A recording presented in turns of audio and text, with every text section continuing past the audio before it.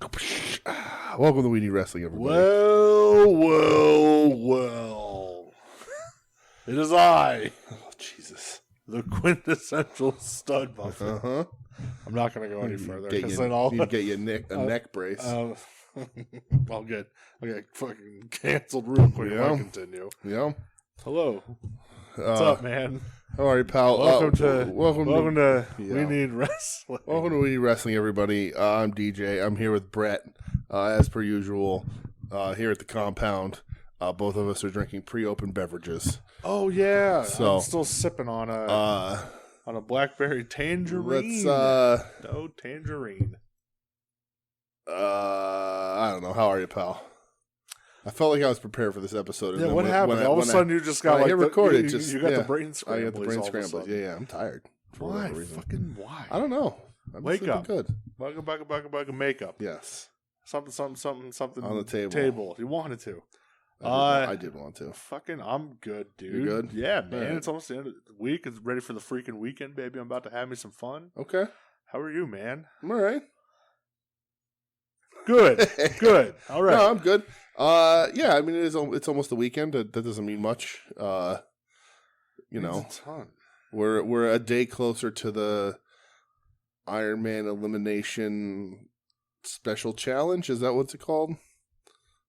The Iron Survivor. Iron Survivor. Yeah. That's like the Rocky song. It's something like that. Yeah. Iron Survivor. It's the cream of the crop. That one. Oh, my God. That's not it? Are you going to be singing that while watching that on Saturday? Yes. No, buddy, I'm good. We got a week to talk about here. Clear your throat. You got chicken throat. Do I? You had chicken throat first. I don't know what chicken throat is. What does that mean? It means when your throat gets all weird. Oh, okay. Like, you know, when you're talking, your voice is like, I don't know. No, did it change? Yeah. Oh, weird. Yeah, it sounded weird, dude. I do still have a little bit of a cough. I never quite lost my cough from COVID. You have COVID cough. Yeah. How dare you? So what's going on? What's nothing, up? Nothing. How I already said nothing. God damn it! I don't know, dude. Jesus Christ! Pay attention to me. I try. I'm sorry. No, man, I'm good. I watched some wrestling this week. I watched Roadhouse this week. Nothing wrong with that. It's a hell of a... I don't know what else I watched. I think that's about it. Nothing wrong with that. No, that's not true. I think I watched a Christmas movie or something. A little bit more Andor. Still haven't watched it. That's good. I haven't watched sports. Yeah. I've been watching opportunities. Well, there you go. You know, people out there really like to hype up Andor. And Andor is real good, but like didn't get real good till like episode 6. Oh, all right. Yeah. Well, So welcome to We Need Wrestling After Dark. Yeah. So all the people that talk about Andor on a weekly basis are like, this is the best Star Wars thing ever, and you need to reassess your Star Wars things. Ooh, are you shooting from the hip? I am. But it is very good now. All right. Took a while to get there. Is it like done? No, well, yeah, it's over, but Yeah. we didn't watch it while it was airing. Okay, I didn't know. But yeah, if it was like, it's 12 episodes. batches. Well, there's going to be a second season, but yeah, 12 episodes. They did it like weekly, but we're watching it through. Didn't they announce the third season of Mando? Is that coming out in March? I think that's possible. Yeah, sure. I'm positive I saw that. Yeah, maybe I didn't. I don't know. yeah. Who knows? Well, they did that whole last season where he had to get the baby back because they realized he gave the baby away, and they're like, the only reason why people watch the show is because there's a baby. There's no show without a baby. That's right. All right. We need wrestling. Wrestling. This isn't We Need George Lucas. God damn it. We need wrestling.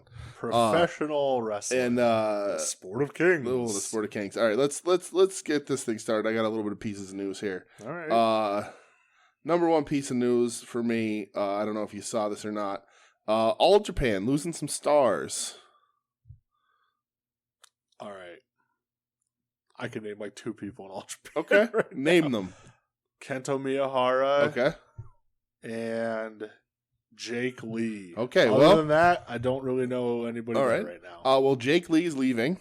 Okay. All Japan. Where's he going? Has apparently expressed his interest in New Japan. Oh, all right. Tajiri leaving. Okay. Yep. So he'll be in Noah. Listen, I imagine that he's gonna go reunite with his old buddy, maybe in NXT. No, he's an old. He's an old in Japan. He's gonna go to Noah. Well, that's true. He could go to Noah. And Izanagi, I don't know who that is. Nope. But their contracts their last matches are December 21st for Izanagi and the 25th for Jake Lee and Tajiri. Jake Lee held a press conference, said that he's planning to change his nationality from Korean to Japanese and hopes to secure a passport to travel overseas. And he's expressed a desire in the past to work for New Japan and to compete in the G1. He has the endorsement of Hiroshi Tanahashi. I can't get much higher of an endorsement. And Jake Lee is a 2-time Triple Crown champion. I did know that, yeah. And he's been in All Japan since 2015. I know I saw one of the matches where he beat Miyahara for the Triple Crown title. So that's a thing. Other piece of news, which I could wrap into the wrestling we talked about this week, but I think it's far more important than to just walk by it while we're discussing Rampage or Dynamite. Uh-huh. W. Morrissey has changed his name. Big Bill. He's now Big Bill with 2 G's. It's 2 G's in that big. That's hilarious. 2 G's in that. There's got to be some sort of thing in there about him being 2 G's. Big Bill. Big Bill, no longer W. Morrissey. AEW superstar Big Bill. From the same lineage of Giant Gonzalez and Big Josh. Big Bill. God damn Big it. Bill. That could be a whole podcast it on could its be own. an entire podcast on its own. And thirdly, the letter C on the list here is the illness of Barry Windham. It's all over the place. Everybody's talking about it, but Barry Windham had a heart attack in like an airport or on an airplane. And he's recovering in the ICU. They're raising money for him. Windham, one of sort of the forgotten guys, I think. Great wrestler. Fantastic wrestler. And just sort of got saddled with some bad WWF gimmicks, like and later WCW gimmicks, like you tend to do. Mm-hmm. But a phenomenal wrestler. Had great matches with all the greats, and lots of people talking about how he is better than a lot of those greats, but never got the chance. Yeah, I mean, him and Flair just have it's probably more than a trilogy, but right. They have matches where it's just incredible. Yeah, Wyndham's super talented guy. I don't want to his blood relations maybe not up to par in professional wrestling, but there's that. Lots of lore around those idiots. But Wyndham's a great. We wish him well.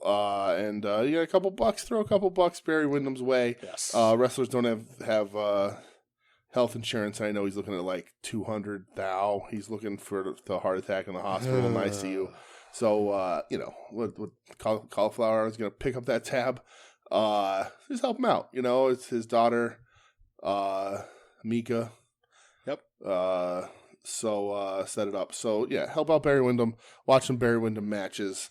I posted one on Terry Tuesday. Him in Puerto Rico against Terry Funk. I saw that. Yeah. And it's a good match, and Terry cuts a great promo at the end of it. So Barry Windham rules, and he needs a little bit of help. So yeah, if you have any extra cash, I know it's the holidays. Shit couple gets ducats, tight, but right. If you have anything and you feel inclined to do so. Who are we to tell you how to spend your money? Right, exactly. But, get a couple spare ducats, throw Barry Windham's way. Toss some cash that way. Thank him for the match. Watch a Barry Windham match and then be like, you know what? This guy deserves my $5 for that match. Yeah. Pay your ticket at the door. I think that's it. I don't think I have anything else. The only little piece I have is like the hot thing today that apparently New Japan's bringing in Sasha Banks. Oh, yeah, we're going to talk about that. At Wrestle Kingdom. Now, they don't know if it's going to be in front of a live crowd. Yeah. There's the talks of, she registered a bunch of new trademarks and like a new name. Yes. Her and Kairi Sane are close, so that seems like a very obvious connection. She's still under WWE contract, I don't know. I saw online today that she's technically under WWE contract until January. Well, that would work then, because January 4th. Right, and like if your contract just expires, you don't have a non-compete. No, there's no non-compete. And that'll be interesting. And it was also teased on Dynamite with Saraya saying she's going to have a tag partner at whatever. So yeah, it'll be interesting. That'll be a big get for whoever happens to land her if she doesn't go back to the WWE. And Naomi, her sort of comrade in arms, hanging out with Jade. I was going to bring that up as well. Making lots of dreams come true. Yeah. So, but yeah, that's we'll see what happens. But I think Sasha would be a pretty big get. for any division and star power wise, no matter what the company is. Yeah. So that's a big deal. We shall see. But it's a pretty big deal. Sasha's a talented lady, so yeah, especially if she wants to go work like in New Japan / Stardom, right? That's pretty cool. Yeah, it'll be interesting to see what New Japan does if they start like involving Stardom on every show or. I think you'll see a match or two on I really do. It's smart, right? I almost signed up for Stardom World today, actually, but because I've been kicking the tires on that forever, of course, but I just haven't yet. Who has the time? I have time. I'll make time. Right. I don't fucking sleep. What does it matter? All right. Okay. But yeah, that's all I had because that'll be. We'll have to get a third chair on this podcast to keep up with your Stardom talk. Who would that be? I don't know. I'm not going to watch it. So I need somebody to talk to you about it. You bum. I don't have time. Mm-hmm. You're a bachelor living the single life. Excuses. I'm a married man married to someone who hates professional wrestling. You're lucky I watch as much wrestling as I do. She doesn't hate it. She absolutely hates it. She not hits true. me at night because I like wrestling. Well, you kind of deserve it. It's kind of true. She doesn't hit me. Don't tell her that. Don't tell her I said that. Well, I guess you want to get into what we watched. I should edit that out. She's going to get mad at me for that. Yeah, let's talk about... She doesn't listen. No, but somebody's going to tweet about it, and then I'm going to fucking... She doesn't have Twitter. Oh, that's true. She doesn't have Twitter. Good. Yes. All right. Awesome. Perfect. Yeah, what we watched this week, is that where we're going? Yeah. All right, let's fucking do it, pal. We'll just jump right in, right? Let's jump right in. If this is a short show, it's a fucking short, snackable show. Yeah. Let's fucking go. It is what it is. Let's do it. I've literally watched a single match from the New Japan World Tag League. Okay, I didn't watch any of it. Yeah. Good. Yep. So from the December 2nd show, it was Tetsuya Naito and Sonata going up against Aussie Open. A bunch of bums in this match. Oh, yeah, real bad wrestlers here. Mm-hmm. This was fun tag team wrestling. Naito was kind of being funny during it too, which funny Naito is always fun to me. Just very mocking of Aussie Open and doing the whole Aussie oi oi oi chant and stuff. That's funny. He's the man. Go out of your way to watch this if you can. Honestly, the World Tag League, there's just been nothing. Yeah, there's been nothing of interest. Yep. Even I'm in a part of a couple Reddit groups and stuff for Japanese wrestling, and even they're just yeah, there's not much. It's a shame. They go, if you like TJP, he's been having good matches with that Francisco Akira. I do not. So yeah, they're the junior tag champs. And they said they've been having good matches, but they understand if you don't like them. And I go, yeah, I don't like them, so I just don't care to watch. Right. Any news on Rhinoceros? Oh, I caught the end of their match the other day. It was against TJP and Akira, and they were walking out they got beat. Mm-hmm. Both of their pants were pulled down. They were both wearing red, bikini cut trunks. Yeah, well, that's because Taguchi only owns one pair of underwear. And they were drinking a beer, and Clark Connors was drinking the beer. Taguchi shoved the whole can down his ass in between his butt cheeks to make sure that his ass was getting iced proper. Because as we all know, he is a butt man. He's a butt man. It's true. So you put your butt on the line, he'll put his ass on the line. Yeah. So that was literally it from World Tag League. Man. All right. Great. Fantastic. Yeah. Shocking. So from SmackDown. I watched a couple things that were pretty good. Okay. Sami Zayn versus Sheamus was really good. Okay. Kind of continuing like that while Roman's just kind of not on TV because he doesn't need to be on TV. Right. I thought they had a really good match. Sami beat Sheamus. Okay. Good. Rightfully so. I liked the little backstage segment afterwards where it was Sami, Solo, and the Usos. And Sami was going to get the car or something, and Jimmy was like, "Oh man, take Solo with you," just to everybody's coming for us, whatever. Sure. And Jimmy and Jay are talking, and Jimmy goes, "Man," he goes, I'm happy you came around on Sami, finally and all that." And he goes, "But he goes, you ain't never bring it up him lying right to your face, did you?" And Jay was just like, Big Goose said he looked in his eyes and saw all he needed to see. I'm cool with that. So, man, when that turn comes, it's going to be fucking brutal. How did Sami lie to him? So the Friday before War Games. Oh, he's hanging out with Owens or whatever? Owens was talking to him, and Owens was telling him to turn on them before they turn on you, and Jimmy was perched right behind the door. So when Owens left, Jay popped out, and he goes, "Yo, what's up, Sami? Where you been?" And Sami's like, "Oh, I was running late." And Jay goes, you talked to anybody since you've been here? And Sammy goes, no. And he heard the whole conversation. So that's why Jimmy's see, that's one fucking thing. Okay, like that's not a throwaway segment, but something that happened like over a week ago, and it's still like continuing. Yeah. Like that's perfect. Let's keep it fucking going. I like that shit. Okay. And God, that storyline is so good. Yes. Tegan Knox is back. Okay, is she Tegan Knox or just Knox? She's Tegan Knox. That's good. I like that Triple H gives everyone back their first names. Yeah, she saved Liv Morgan a beatdown from Damage Control. Okay. So Tegan Knox is back. Okay. I hope she can stay healthy. Yeah. Shiniest wizard. Mm-hmm. Like, what doesn't she love Kane or some shit like that? Yeah, Kane's her favorite wrestler. Yeah, it's a fault, but okay. Yeah, so hopefully you can stay healthy this time because she's torn her knees how many fucking times. Right. And I know she was having visa issues and stuff, so that's good. I'm glad she's healthy. Okay. Yeah. And then they ran a tournament. It was the World Cup tournament that we're running. Kind of coincide with the World Cup going on right now. The finals were Ricochet representing the United States and Santos Escobar representing Mexico. Oh, that was on SmackDown? Yes. I watched this. Oh, my God. You fucking watched something. Holy shit. Well, tell me all about it. I thought it was on Raw. Oh, jeez. I'll tell you what, this was really good. I saw a lot of things about it, and that's sort of the key to wrestling. Like, if people tweet about it and say it's good, I'm probably going to try and check it out. Yeah. Both these guys are good.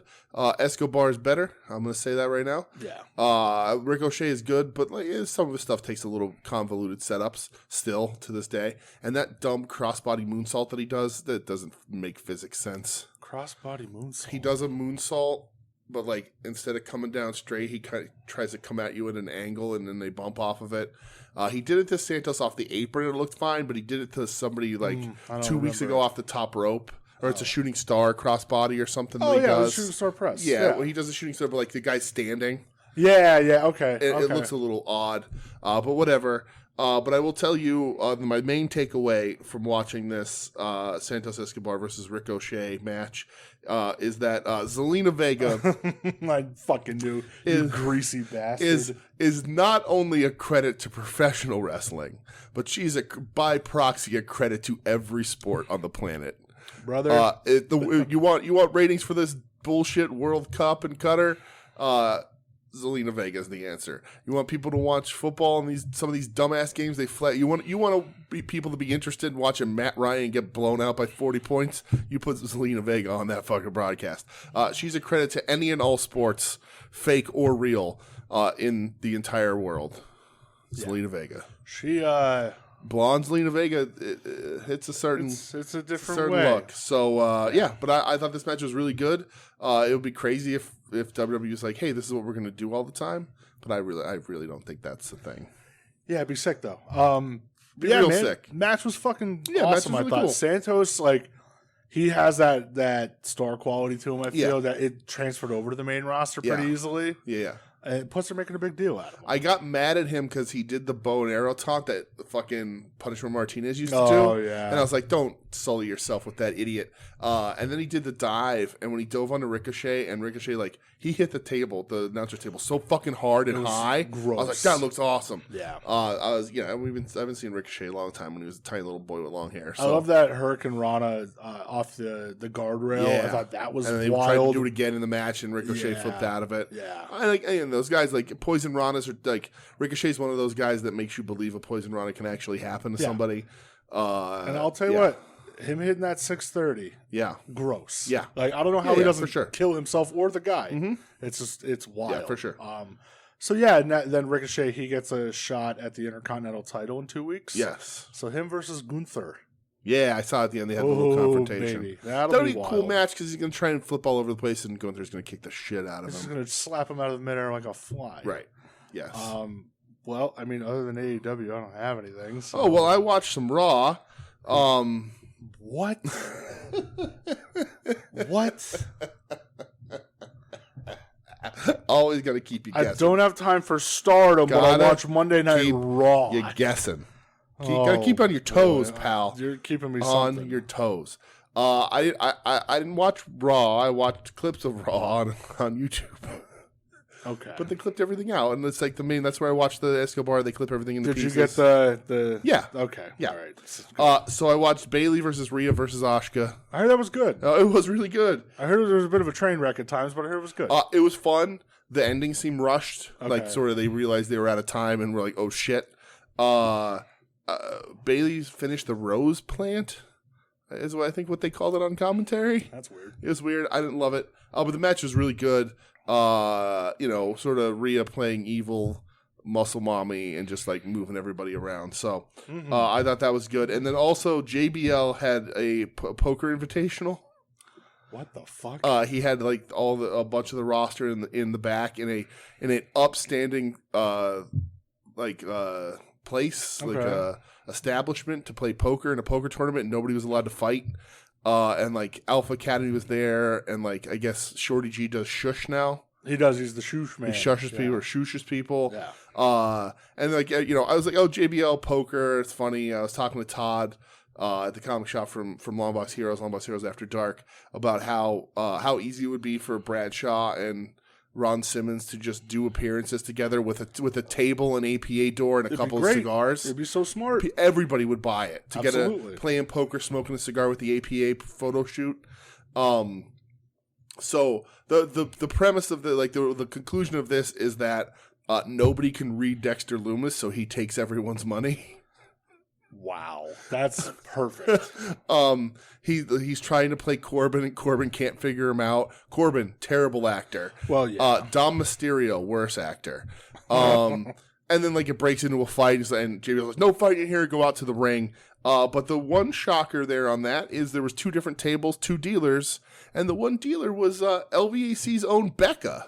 Oh, I saw the screen cap. Yeah. Of that. Okay. All right. I didn't know that was from Raw. It was a funny, stupid little segment. Yeah. But Loomis had like a bag full of money at the end of it. And like you got to see like the fucking what's his name? Turd Ferguson or Sex Ferguson.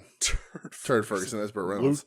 Luke Gallows got into like a screaming match with Shorty G. Oh, okay. Shorty G shushed him, and then he called him a nerd, and they were like, nerd, shush, back and forth. You were sports entertained. Yeah, I was absolutely sports entertained.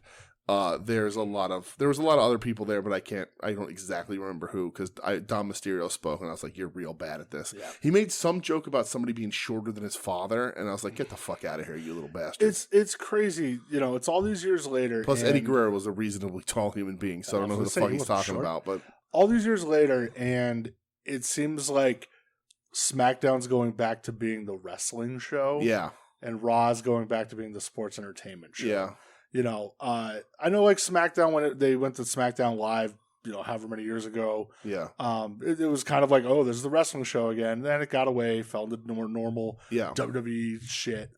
But now it's like, I look at that and you go, okay, look at Sammy Sheamus. That was great. Mm-hmm. The Sheamus Gunther matches, Escobar, Ricochet, like those seem to be like the wrestling heavy show again, which is. It's just funny how like 20 years later that shit worked out again, because that's what it was 20 years ago. SmackDown 6, Yeah, that's true. It's weird how that happens. It is weird. I guess we'll move over to All Elite Wrestling. We won't. Oh, you bitch. Haha.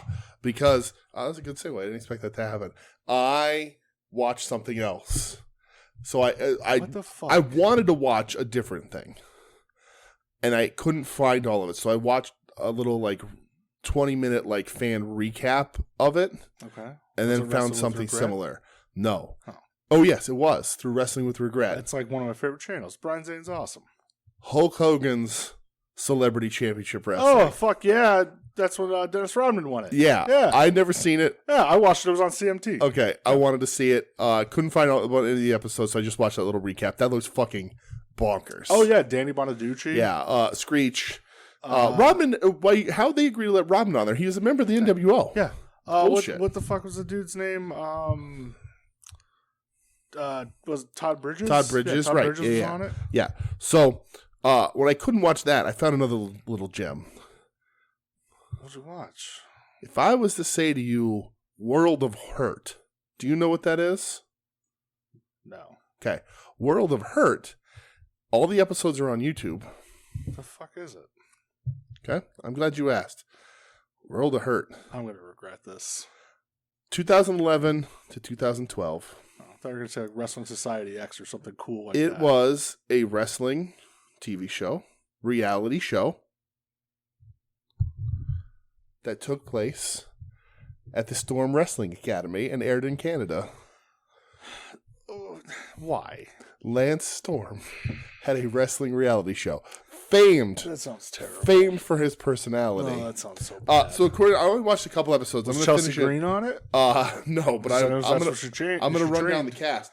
So apparently Roddy Piper was on 13 episodes. Lance Storm's 13 episodes. Lance Storm's apparently only in 10, which is real weird because I thought it was Lance Storm's show because he does all the judging and the training and the cuts and the talking. Yeah. But according to IMDb, Piper's in it, so I'm excited for that to happen.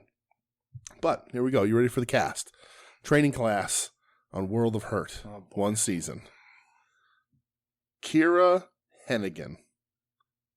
Name ring any bells? Isn't Hennigan Johnny Nitro's last name? It is, Morrison? in fact, Taya Valkyrie.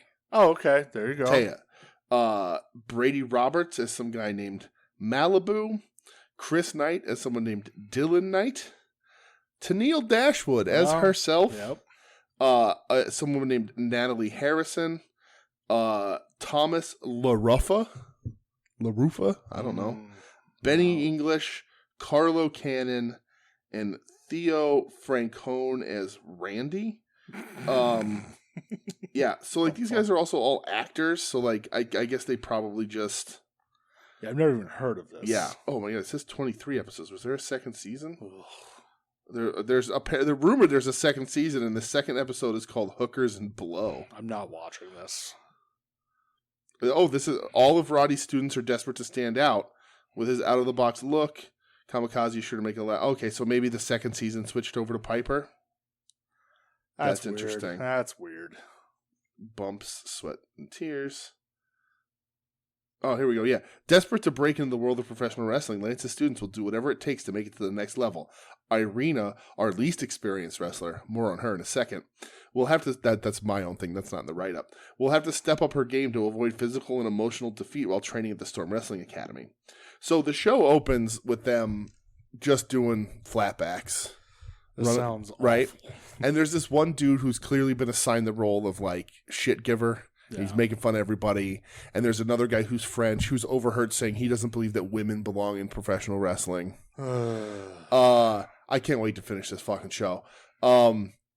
Are you making Michelle watch this? No, I watch it at night when I'm laying in bed inebriated. Maybe that's why I liked it so much. But Irina, that's a big reason why. Irina comes into the ring and she's clearly like, people are like, the girls are all very supportive, but this one guy doesn't like her and they have some sort of history that's yet to be revealed. Of course. And she's doing the flat backs and she's doing the shoulder rolls and like people are laughing at her and she doesn't quite have it. And like this is supposed to be finishing school. Like everybody's supposed to already have a training, but she's the least experienced. And this woman does a flip bump, and Misawa lands that fucker like off of a like dragon suplex. Like she completely like chin like through her chest, like right on the back of her neck. And she gets up and she's clearly dazed and not in good shape. And Lance Storm's like, "You're okay. Don't get up until you're ready." Like whatever. And then the dude who's like clearly the shit giver is like, "Oh, what a jump, maybe blah, blah, blah." And then she runs out crying and Lance Storm has to go calm her down in the bathroom. And she decides to get back in there. And then they're running like drills, you know, like Irish whip drill, like all these kind of like you're doing little sequences, lock up drills into the headlock, into a headlock takeover, whatever. And like she keeps messing up because she's clearly fucking concussed. Yeah. And this guy is like, "Oh, don't hurt your neck," you know. And then she runs out crying again, and then Lance Storm has the talk with her, and she has to decide if she really wants to be there, but she has some catching up to do because she's the least experienced and whatever. That sounds awful. I don't know if there's eliminations. They don't really go over any of that. So it's not like a Tough Enough style? I thought it certainly looks that way, but I don't think it's a competition. I think it's just a reality show. Did you ever watch the comeback of Tough Enough when Jericho was like hosting it? Yeah. Okay. I didn't know if you watched it. Yeah. But yeah, so World of Hurt, aired in Canada. That's a good place for it. We have some Canadian listeners, so I'm hoping that they know what I'm talking about here. But they're all well, at least seemingly the first season. they teased Piper, so maybe Piper shows up like halfway. Piper never ran a wrestling school. Right, but it's still at the Storm Wrestling Academy. I'm wondering, so it says Piper's on 13 episodes, right? Hold on, let me figure this out in real time. So we're going 10 episodes in the first season, and we're going, 13 episodes in the second. But they show Piper in the opening thing. I don't fucking know. I'll report back next week on the new segment, What's Happening in the World of Hurt on We Need Wrestling. Don't have time for Stardom, but you have time for this bullshit. Yes. All right. Always. I can see where this that is goes. like when Joe Sposo gave me a box full of Transformers on VHS because I let him know I was watching Reba every night because I didn't have cable and I was just like putting on WB or CW or whatever. And he's like, stop watching Reba, start watching Transformers. And I did. And I transcribed every episode. Like I wrote, I had a notebook and I watched. And as I wrote, I would write what the episode title is and everything. You're a crazy person. Uh-huh. That's fucking nuts. Yeah. The internet existed, so I don't know why the fuck I did that. I was going to say, yeah, like it's not that long ago. No. Oh, you crazy man. Yeah. Oh, So... Did you want to spring anything else on me that you watched? Like, did you watch some MLW or some AAA or hold on, Ring Ka King? Progress? That's a big no. Okay. I will tell you right now that I did not do the extra credit and watch a Battle Bowl. So I didn't have time. You didn't have, but you had time for World of Hurt. Because here's the thing, World of Hurt. I'm not gonna waste my waking up hours watching World of Hurt, and I'm not. You gonna can watch Battle Bowl High. I'm not gonna watch good wrestling in bed because I'm gonna fall asleep. So then I have to pick it up the next day, and then if I don't, I only watch half of something, whatever. So I put in something that's really non-committal, low impact when I'm laying in bed, stoned out of my gourd, and it happens to be World of Hurt for right now. How dare you? And it's what it is. This segment, I'm going to have Wiki do a song. This segment's going to be dynamite. You can go right ahead. What's happening in the World of Hurt on We Need Wrestling? This is the thing that makes us go viral, pal. Yeah, this is going to be I'm telling you. Okay. I'm telling you. Let's put all your eggs in that basket and see how quick that fills up. Absolutely. So would you like to talk about AEW? Yeah, we can. All right. So Rampage. Yes. There wasn't a ton. I watched Rampage. Yeah. Darby Allin Cole Carter happened. Yeah. That was okay. Mm-hmm. I mean, they're giving Darby a lot of time again. Well, yeah, I had to lead up for his match on Right. Last night, Wednesday. Yes. That's the day Dynamite. that happens. Yes, it's called Dynamite. Pay attention. So, yeah, that's when Darby does a little vignette afterwards, and he's like, I'm challenging you, Samoa Joe. Yeah. Shane Taylor shows up out of seemingly fucking nowhere. Yeah. Challenges Keith Lee and says, like, you forgot about me. You forgot about Dre. something JD Griffin. Right, I think and the like name is. Swerve's like sneaking in the background. Yeah. Yeah. Swerve sneaking in the background was pretty funny. Yeah. But yeah, so that's going to be a match on the ROH pay-per-view Saturday. More on that later. Shane Taylor, is it Shane Taylor Productions, I think that they go by? Sure. Against Swerve and Our Glory. Yeah. Who knows? Shane Taylor, all lower body on that guy. He's a lot of lower body. Yeah. They do the little promo with Acclaimed and FTR, where Acclaimed says we want the best tag team and we want to face them on Dynamite. Right. And out comes FTR. Right. More on that later. Because you're not going to put that match on Rampage, because why would you have any sort of respect for Rampage? Yeah. Well, there's a respectable match I'd like to see on Rampage this week. Then it was Jay Lethal and Jeff By God Jarrett going up against Private Party. This fucking, was it the Firm shit? Yeah. It just like overshadows everything. Yeah. And it's not good. So the Matt Hardy stuff is just not good. It's really interesting because I wanted to talk about this a bit later too, but this is a fine point of it too. Half of AEW right now is storylines and shit they had to figure out after the Punk thing. Because all of these people were supposed to be involved in Punk in one way or another, or spin out of that. Yep. So the Max storyline, everything was supposed to bounce off Punk in one way or another. Yep. The Firm with Stokely, FTR. All of this was supposed to revolve around the celestial body, if you will, that was the professional wrestler known as CM Punk. The celestial body of CM Punk. And everything is sort of revolving around him, and he has his little breakdown, and everything gets thrown out the window. We like to call it tells the truth, but the worst way possible. Right. And all of these things that were connected to him are now just dangling in the wind, and they have to still make TV somehow. That's crazy. So they're like, okay, well, what pieces do we have available that we can latch onto these things and try and give them TV?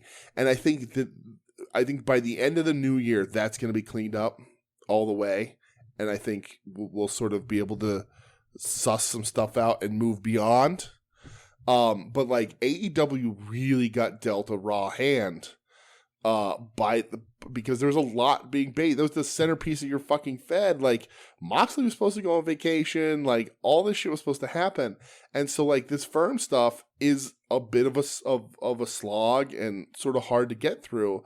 But it's because literally they were like, at like 2 a.m. they were like, oh, everything just blew up. Oh shit. All right, well, we'll figure something out because we got to have TV in 3 days, and there's got to be something for you guys to do. And then even off of that, you get the Regal stuff that we'll talk about later, which is also sort of response, but also is going to be embroiled in that whole thing. It's just everybody, everything's getting blown up on them. So it's very awkward. It is. It is kind of weird, and yeah, we'll talk. But that being said, Private Party, do not draw, and like I was high on Jeff Jarrett. I'm back to my Jeff Jarrett level, because the thing about Jeff Jarrett is that like, and I mean this in the most heartfelt, meaningful way possible. Who the fuck is tuning in to see Jeff Jarrett on AEW? Like you're trying to like every week people fucking yell and scream and hoot and holler about demos and ratings and age groups and all that. And like Jeff Jarrett ain't hitting those. But the sad thing is that Private Party and Matt Hardy are hitting them even less. Yeah. So figure it out because Jarrett could be a draw. Absolutely. And could work. The stuff with Sting, I loved. And I thought it was a really good piece of that pay-per-view. But Private Party? I ain't fucking interested. Yeah, and I mean, it's weird because it's not a feud. It's just a one-off, you know? Sure. And it's like, I don't know. There's also still a lot of fucking pieces laying everywhere in AEW. There are. They're not done cleaning up the mess completely. No. And it sucks that seemingly that Tony Khan is honoring the original deal and considering Jay Lethal AEW and not Ring of Honor because he keeps promising that Ring of Honor is going to be off AEW TV. He's AEW. And that doesn't mean Jay Lethal, and that breaks my heart. I wish that fucker did not quit Ring of Honor like 2 months before Tony Khan fucking bought it. Yeah, because it was Ring of Honor announced they were done, and Jay Lethal immediately got introduced on the next pay-per-view. Yeah. So he was AEW the whole time, man. He was signed before Ring of Honor announced it was officially done. Or yeah, they said like we're not renewing contracts and shit. Right. Yeah. So he signed with AEW and then quick. Right. So yeah, that's a bummer. The less said about this, just the better. Sure. Athena murders some fucking Joe Bear. Yeah. I love Athena. She had a really good point this week saying that if she was a dude, nobody'd be bitching about how stiff she was hitting these people. She's 100% right. And she's absolutely right. Yeah. And I will just say this. You and I ain't complaining. Fuck no, I love it. You and I are sitting here watching Stan Hansen compilation videos. Yeah. And Athena, you beat the shit out of anybody you want. Me included. We'll talk later. Oh, Jesus Christ. What is happening to you? You're getting greasy lately. I'm overtired, I guess. I don't know. When I'm getting no sleep, I turn into Adam. Oh, I yelled at a retailer this week about the condition of an action figure box. Did you really? Well, jokingly, because I was like, wow. Yeah, I feel like people would have a heart attack if they saw old All Japan Women's. Right. If they think this is bad. Right. Yeah. Okay. Yeah. Just request the match. I'll show you what women's wrestling could look like. Remember the first time we saw that match? Oh my god, dude! It was like midnight, and we were just losing our fucking minds. Yeah. I think it's still top 5 match for me. That tag match is fucking nuts. It's amazing. Juice Robinson. Yes. Officially signed with AEW. The juice is no longer loose. But he kind of is. Yeah. Because Tony Khan was like, yeah, I'll go let him work in New Japan whenever he wants. Okay. It's fine. Yeah. You know, it's fine. I like that deal. But he's locked up in the States. Yeah. But then special attraction. He's there with his hot-ass wife. Oh, amen. And then he gets announced him and Samoa Joe for the Ring of Honor TV title at final battle. That's a weird match, but I'm all right with it. It's just weird. It's very weird. Main event, lumberjack match. Yes. Orange Cassidy versus QT Marshall. Yeah. Why we're letting QT Marshall main event? Just to get the gag of Danhausen's lumberjack outfit. That did make me smile. That was funny. Yeah, OC of course and wins. Mordecai as a lumberjack, dude. And Spider fucking Nate Webb. Did you see Spider Nate Webb get his fucking head kicked off by Brody King? No, did he? Oh my! There's a picture of it. Yeah? Ooh. Oh, Spider Nate. I wonder if he got his own entrance. If Tony Khan paid for Wheatus. I'm gonna say no. No. Okay. He should be on Dark. There's no reason why Spider Nate Webb ain't working a Dark match or two. Sure. Yeah, he could. Coming in 3 months when they decide to upload him. Oh boy. Yeah, they're way behind. Yeah, Orange Cassidy obviously wins. Of course. Can you imagine the riot in professional wrestling if QT Marshall beat Orange Cassidy? No, it would be awful. Afterwards, it was full agrarian revolt on Jim Cornette's house is what it would have. I'm talking pitchforks and torches on marching. I'd have no choice but to fight him. Right. Pennsylvania would conquer the Smoky Mountains in the name of Orange Cassidy. That's not a bad idea. QT Marshall has nothing to do with Jim Cornette. No. I just know that he'd be the only fucking asshole that would celebrate it. Yeah, he'd be like, oh, good, finally got off that goof. Yeah. Ugh. I'm going to do, if that was to happen, I would do the thing to Jim Cornette that he would hate the most. Not let him watch when somebody else rails his wife. What the fuck has gotten into you? This is wild. I'm on a roll, baby. You're just greased up. What are we doing here? I'm talking. No? What's happening? What's happening with you? The hell? Afterwards, House of Black comes out and just fucking obliterates everyone, man. Yeah. I was like, nobody was safe. I was like, ooh, House of Black feuding with the best friends. And then, in fact, it was just everybody. The interesting part was Brody was about to Gonzo bomb Ortiz. Yeah. And Malachi goes, no. I was like, that's a little weird. Yeah. Interesting. Yeah. Don't know if anything's going to happen there. Because they're afraid of Ortiz, that's why. Well, I would be too. Yeah. Who's going to, I don't know who they would pair in that, sort of Eddie Ortiz and whoever versus House of Black. Maybe if Santana's healthy? I don't want that to happen, though, because House of Black needs some substantial wins and Eddie needs some wins. So Eddie needs some TV time. For sure. Yeah, I like the little, they showed it on Twitter afterwards. It was like after it went off the air. Malachi's just talking shit to Brandon Cutler, and he's like, you and your friends are a fucking cancer in this company. Oh, wow. Yeah, and he's like, you're going to be dealt with. Okay. I was like, whoa. So the Elite win the 6-man best of 7, and then House of Black, and that's the next program. Yeah. And that makes sense, as long as it's sort of just... Boy, I mean, God, the House of Black on paper eat those fucking dudes alive.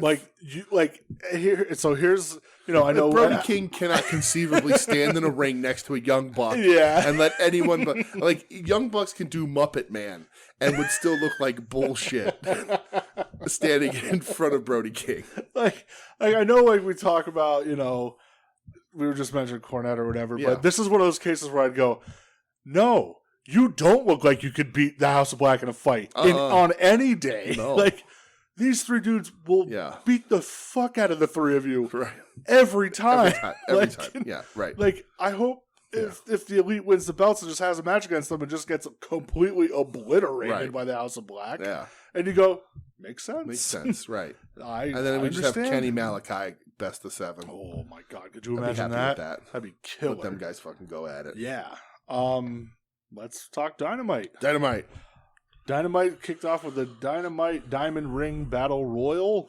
Yes. Which I thought if you get the Diamond Ring, what is it? You get to pick your spot basically on when you're going to challenge for the title? Yeah, so this was the most confusing thing in the world to me because Ricky Starks coming out first, and I'm like, oh, this is a Ricky Starks match. And then they're like, no, it's the Battle Royal. I'm like, but Ricky Starks already has a title shot. He already has the number 1 contender. He won that tournament. Yeah. So I don't understand what the problem is.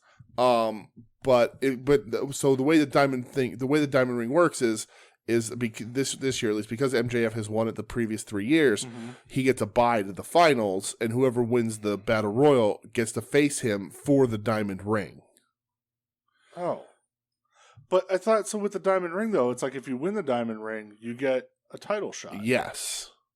So we're just like skipping that part. It looks like, in a very confusing way, because they didn't explain it on commentary well enough, that because Starks was also number one contender, they're just doing it all at once, Diamond Ring and title.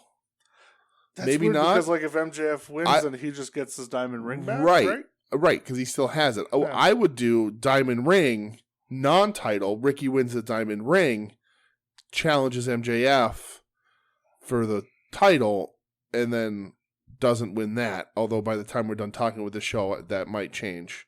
It's so weird. Because I got some opinions about what they should do with Max here after a certain thing on this episode. But yeah, very weird, very confusing in a very AEW fashion. Yeah. Ricky shouldn't have been in this because he already had it. So, like, what you could have done... Like he gets nothing out of it. Right. What you could have done was had Ricky there, and then here's Max's next fucking competition right up, and you're good. Or somebody else wrestles him, and they don't beat him, and there's no other title shot. Super weird. I don't fucking get it. But whatever. Yeah. Ricky wins the thing. Yeah, it was an okay battle royal. Nothing really It was great. funny that we got Ricky, Jungle Boy, Dustin, and the rest. They got their entrances. Yeah. And everybody else was just walk out there slowly.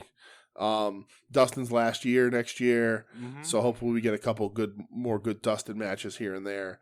But we'll see. Yeah. Most importantly, though, is the aftermath of this. Oh, Jesus Christ. Aftermath of this is Max comes right out, cuts Ricky right off. Yes. Max looking like a pile of dog shit, by the way. That's because he shaved. He shaved, his hair was uncombed, or he got a new fade and it was real chunky and not very good. Just looking rough. Yeah, I thought it was fine. Yeah. Usually he's giving, like, he's just, like, dresses nice and all that sort of shit. And the fade in his hair definitely looked bad, so he definitely looked a little unkempt. He self-tanned and then shaved and didn't self-tan under his beard or something. And that could be it. Yeah. Starts cutting the promo, whatever. I did like the line of calling Ricky Pebble. I thought that was a good line. Yeah. But there runs the risk because the crowd immediately started chanting it, and I go, "We're not supposed to be doing that," but whatever. Okay. Yes. And you're thinking, okay, like. He got like a good one on him there. A good one, because everything else was kind of lame. Yeah, he got a good one on him. Well, and because, he just calls out everything like that's what everybody says about Ricky Starks. It's just a cheap knockoff of The Rock. And I thought the Dollar Store Dwayne was a good line. But then Ricky gets on the mic. Yeah, and it's just over from there. And he fucking eviscerates him. Crushes him. Maxi Pad, which was hilarious. Right. Ricky's promo reminded me so much of like mid to late 80s like NWA. And I know like they brought the whole NWA on YouTube, like that shit. But it just, I don't know, like the fiery had, like, it was just like a fiery babyface promo that you don't see a ton like anymore. For sure. And like that crowd was so fucking behind him. Right. And he just like picked MJF apart in it. And it was fucking awesome. I hope Ricky paid Joe Sposto well for writing the speech for him, because he just hits you come out here, you make fun of the sports team, you call them ugly, you do this, you do that, your nose is a different color than the rest of your face. Ricky, this was amazing. He's gonna stomp an asshole. Stomp an asshole. Hilarious. This was like this is how you're supposed to do this. Yeah. And like left Max a little bit hanging out to dry, exposed him even more, because this was the best promo that Ricky has cut, and it was one of the best promos in AEW as a whole. Doubt. Yeah, no doubt. And leading into this title match, like, listen, a lot of stuff has happened with Max. I know you put the belt on him for a reason. I know there's more money in seeing a heel champion. People buy more shows to watch the heel lose, and you run that out. Sure. And I'm 99.9% positive that Max is going to have this belt for a long time. But this kind of promo from Starks, that feels like that is a wrestling promo, that is a great babyface wrestling promo up against a guy who is acting at cutting wrestling promos. could hurt Max in the long run. I thought he easily overshadowed him. Yeah, and I think that the argument can be made with good merit that that promo alone makes Ricky the hotter hand, and he should get the Strapola. Yeah, They won't. No, which is upsetting. But it's also because of sort of what I said before. Like Max, also unfortunately, a victim of the fallout from 100% from Brawl Out. Yeah, because a lot of things are supposed to happen with him, and a lot of people were going to be circling him and Punk, and a lot of things are going on. And now it ain't none of that happening anymore. So he didn't have a convincing next opponent. He didn't have any of this. And then the Regal stuff happens. And like Regal leaving is, we could talk about that after. Well, we'll talk about this later when Shivani drops it. But like, that's another thing that hits Max's run. It does feel like, all the momentum of him coming back to that pay-per-view. Mm-hmm. And he's just been getting fucking nipped left and right. And I think there's the argument to be made, and I certainly wouldn't be mad if Max got a bit of a soft reset and Ricky got this belt and had a little bit of a run. Yeah. And Max sort of has an on-screen come to Jesus meeting and gets it back. I'm fine with that. But he is bogged down right now. And when you have somebody coming out like Ricky who fucking wipes the floor with him, and like maxi pad ain't going anywhere. No, it was such a good line. So and Ricky, we've been saying it obviously a long time. Like he's ready to fucking blow. Right, he's there. And he's ready. When you don't pull the trigger on him here, it knocks. You don't win that title match. You're not starting from square one. You're not on peg one of the ladder, but you're back down. You were on 10 at the top. You're back down 3 or 4 till you figure your way back up there. Because really, with Ricky, it's like. Obviously, if he loses, which that seems to be already written in stone, yes. Where does he go from here? Right. What does he do? Which seems to be an issue almost. There's not a lot of compelling good heels in AEW for your mid or upper mid card faces to square off against on the way back up. Because your big names are all kind of tied up. Mm-hmm. Like Mox seems to be tied up with Hangman again. Whatever's going to happen with this Jericho Claudio match, it's those Omega off circle jerking with the Bucks. Mm-hmm. Who are your other big names right now? Right, it's interesting. That's kind of where it's at, and it's like, okay, what do you do if Ricky loses? Mm-hmm. I mean, do you have it be like a fuck finish? And have him chase Max, or you have somebody else cost him, and then that moves him into a different program. Because I don't think they did a really great job of paying off Hobbs. No, they didn't. I thought they did. Actually, I thought they did a fucking terrible. Yeah, job, so you could try and do that again and bring that back around. It's a built-in thing, but then people, I could see their arguments going, we just fucking saw we just saw it, right? And you can't keep tapping that too much, right? And I think if there was a upper mid-card to upper mid-card heel that Ricky can then go up against on his way back up, then it would be fine. But that doesn't seem to exist in AEW right now. No, because you have to think, Swerve is going to be doing whatever with Keith Lee. House of Black guys are all together. Yeah. The Elite are all together against the Elite who are babyface or heel. And that just depends on what town they're in because people don't like them personally. Yeah. Are in a group or in a feud with Death Triangle who are babyface or heel depending on what town you happen to be in or who they're facing. So it's interesting. It's tough. There's a lot of tie-ups. I know Miro is outside the company and said the reason is that there's just no creative for him. And I talked about this a few weeks ago and sort of said some of these guys aren't going to be used to coming up with their own ideas. And I think Miro's one of those guys where he's a talented wrestler and a fine guy and he can do what you ask of him. But if you're asking him to create his own storylines, I just don't think he has interest or ability. Yeah. So he's not out there, but you could easily fit him in a hole if you needed to. Yeah, I agree. But people sort of like him too. It's an indie. AEW still has the core of an indie crowd who like who they like and they don't give a shit what story you're trying to tell. Yeah. And that does make it hard, especially for one individual to have to book it all. Yeah. And that's where I just still kind of like, man, I don't know what you do here. And the thing is that after this promo especially, going into this title match, Ricky has the most to lose if he doesn't win. Yeah. Because I think if Max loses, he loses less in the eyes of the fans than Ricky does if Ricky loses. And, they're go with the hot hand. And I don't think you have a much hotter hand after this Wednesday than you do Ricky Starks. Oh, that crowd was so fucking into him. Yep. It's just crazy. Right. And so I hope they... I don't know. I hope that they just say, fuck it. It's 2023. Let's start fresh, Right.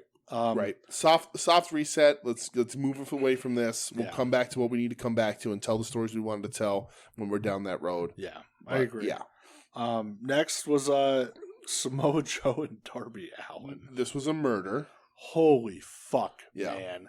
Incredible. Darby just doesn't want to be in the business very long. I loved every part of this. Like, he cannot possibly think he can continue to bump like this and have a long career. Yeah. I am fine with the smashing into the guardrails and the bumps on the concrete. All that stuff is reasonably done if you're a professional. Sure. But there is no way you can save your back from taking the Muscle Buster onto the trucks of your fucking skateboard. Yeah, that was gross. It's just no way to get around it, right?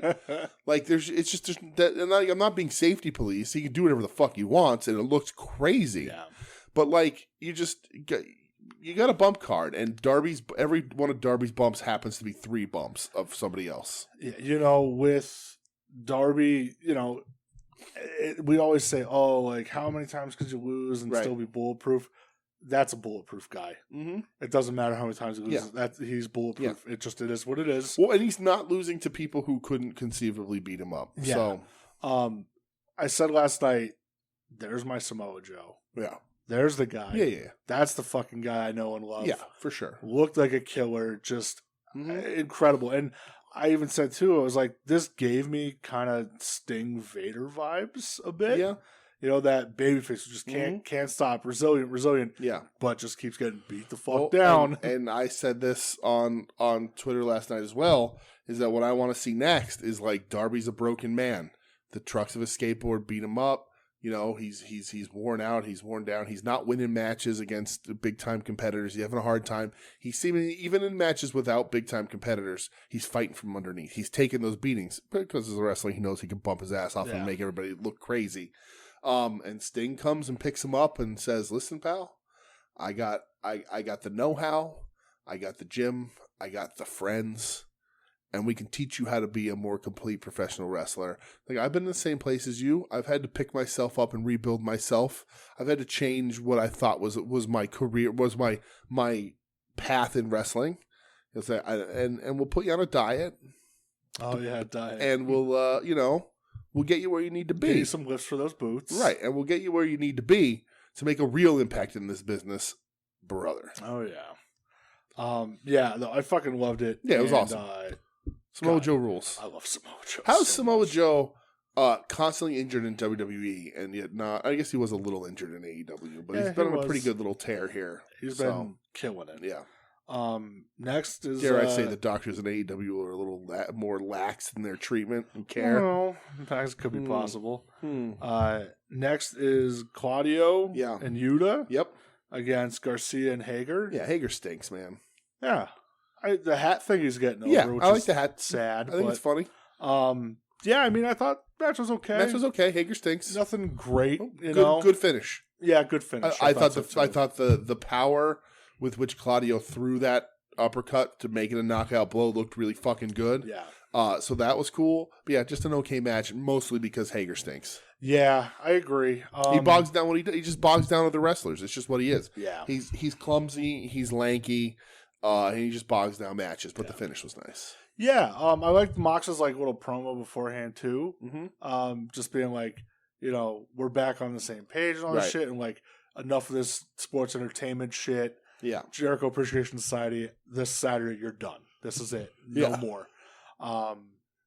And then, Tony Schiavone like kind of teased during the match saying, I have a clip I need to play these guys, and we'll do it after the match. Mm-hmm. And I think they need to hear it. Yeah. And they basically show Regal's version of, if I get killed, play this tape afterwards. Right. Yeah.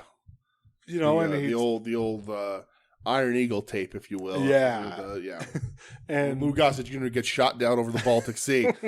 Adam Baldwin puts in the tape, and he's like, if you're listening to this, it's because I got shot down. No, I'm dead. Yeah. And it just explains, there's nothing I have left to teach you guys. Right. Except for one thing, and that's always keep your eyes in the back of your head. And, you guys can do a much better job with Yuta than I ever could. And, the real life thing is Regal's done with the company. Right. As of January, he's going back to WWE. Yep. Tony Khan had a Ring of Honor press conference the other day, but that was the first thing he addressed was Regal. Mm-hmm. Said, Regal wants to go back. Had a conversation with their PR lady or whatever saying, please don't renew my contract at the end of the year. He had an extra year option, and he said, please don't. Said, I want to go back to WWE. Yeah. I want to help train and coach my son. Mm-hmm. I want to help train, the younger kids. That's just what I want to do. Right. I don't want to do the on-screen thing. Right. I just want to do this. Yeah. And Tony Khan talked about how he's been dealing with his mom's health issues, like Tony Khan's mother's health issues. She had 2 strokes. And he said when they had their conversation, it kind of like hit him a little bit differently, just saying like, the guy's getting older, and this is what he wants to do, and why am I going to hold him up? Right. Like you said, he goes, I have so much respect for him. And we had great terms and, no problems and anything. For sure. And he said, he's not going back on screen. Right. For a year. For minimum of a year. The length of that option, he's not allowed to be an on-screen talent. And I feel like Regal is the type of guy where he would just, even if they wanted him to be, he'd go, no, I'm not doing it. Yeah. Yeah, I think he has some self-conscious about sort of what he did to his body where he can't be the on-screen guy that he wants to be. Sure. I think he holds himself to a higher standard, and while I think his stuff was really good, I think he probably wishes he could be in there scrapping a little bit and knows that he can't, and knows that, he said it sort of in the beginning when he got there, like, he's on borrowed time a little bit. Yeah. So get the time with your son. Major health issues. Yeah. get your time with your son. It's very respectable of Tony Khan. He could have bound him up and done whatever the fuck he wanted to do to stop it from happening. But that's not the game Tony Khan plays. No. And it's not like he had a 3-year contract. He let him out of early or anything. He just said, please don't renew my option, whatever. It's a very respectable, reasonable thing to do. Regal tweeted like, in another life, he's like, I'm always with you guys. Yeah. And he loves those guys. Oh, it's not about those guys. No. The rumors are going to fly. I don't think it's about any of that. I think it's about time with his son, in a behind-the-scenes role. And he sort of talked about, like, even on his podcast, like, he'd be at the arena at 10 o'clock, and whoever wants ring time, come have ring time, and I'll teach you. Yep. And that was his passion more than anything at this point, was trying to – he sees his legacy being what he can teach these young kids. And I think that's really smart. I don't know if his son's any good. I've never seen him work. I know he was in the New Japan dojo for a bit. Oh, yeah. But I've never seen him work. But yeah, that's what it is. And it throws another wrench into Max's story and all that sort of stuff. It does, man. But yeah, and also, like I pitched on Twitter last night, if you need to replace the Blackpool and you need another B for the BCC, I think there's just one man you call, Doot, and it becomes the Bad Street Combat Club. Because I've never been to Blackpool, but I know in Bad Street, the further down the block you go, the better it gets. That's true. So I don't think I'd want him around John Moxley with all of his vices, though. Well, that's true. What do you mean? Yeah. But yeah, I think it's interesting with Regal. Yeah. It wasn't I fucking hate it here, get me out of here type deal. No matter how much EC3 wants to tell you that it is. Yeah. Even though he just got called out instantly, was like, no, you're full of shit. Right. Like, why the fuck would he go to you, you know? So, good for Regal. I've always loved Regal. Yeah. No matter what he's done. Mm-hmm. I think he's been one of the most underrated dudes forever. For sure. I loved his AEW run. I thought it was so much fun. It was really great. He he contributed a lot. I'm mad he never got to fuck Excalibur. Yeah. That hurts my heart. That hurts his heart too, I'm sure. I'm gonna miss that on commentary, Yes. because it was so fucking goofy, Right. and it just made me laugh every time. Yeah. Mr. Maniac, and good for Regal. Yeah. Right. And a lot of the stuff was getting floated out again after the whole Mhm. Punk stuff. What Blackpool Combat Club was supposed to be. Yeah. They were kind of supposed to be the guys that were going to wrestle these young guys and have it almost like an All Japan type deal where it was Baba against Misawa, Kobashi, Kawada, Tao, using Shiruda and Tenru until he leaves, but Jumbo and Baba and these guys to usher in a young class because they're going to need them. And that's what they kind of wanted it to be, was like, hey, let's make stars out of these kids. Right. Yuta obviously paid huge dividends, Yep. Then Jericho got his fucking greasy hands on Daniel Garcia because, I want something. Right, and Moriarty is, and like they've positioned these guys and everything, right? So Yuta's with the Blackpool Combat Club, Moriarty is with the Firm, Garcia's with Jericho, like everybody's around their thing, like they're in the position to be going up against these old guys, these older guys, and sort of learning, iron sharpens iron kind of thing. So you could sort of see the framework that was there. It's just, and it was work. The design of the house got changed last minute. Remember how fucking awesome Yuta was, like when he wrestled Danielson, and then when he bled buckets against Mox, and how fucking awesome it was. Right. So part of me, I hope they get back to being able to do that a little bit. Yeah. I don't know, because John Mox had to save their asses twice. Right. Right. So I would kind of be like, hey, John, what do you want to do? Right. After your vacation, please take a vacation. Please take a vacation. What do you want to do? One of the more interesting things that happened while I was watching the show is that Michelle weighed in on wrestling. And I usually get like one or two rants about how she hates wrestling a week when I have it on before she goes to bed. And she said how much she appreciates the Jericho Appreciation Society and the Blackpool Combat Club.